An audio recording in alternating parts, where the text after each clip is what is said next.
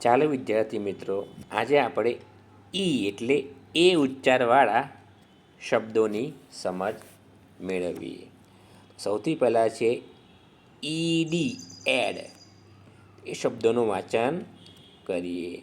બ add bed, ર add red, ફ add fed, વ એડ વેડ, લ એડ લેડ, ટ એડ ટેડ, મ એડ મેડ. હવે એક સાથે શબ્દોનું વાંચન કરીએ.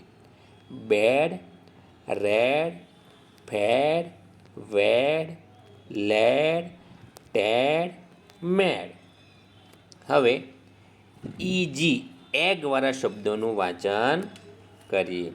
લ એગ લેગ, બ એગ બેગ, ક એગ કેગ, પ એગ પેગ, મ એગ મેગ, જ એગ જેગ, ર એગ રેગ. હવે એક સાથે શબ્દોનું વાંચન કરીએ. લેગ, બેગ, કેગ, પેગ, મેગ, જેગ, રેગ. હવે એન ઉચ્ચારવાળા શબ્દો જોઈએ.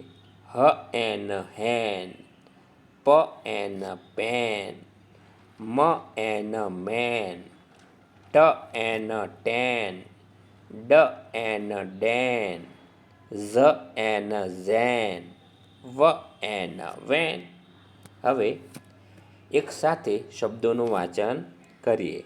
હેન, પેન, મેન, ટેન, ડેન, ઝેન, વેન.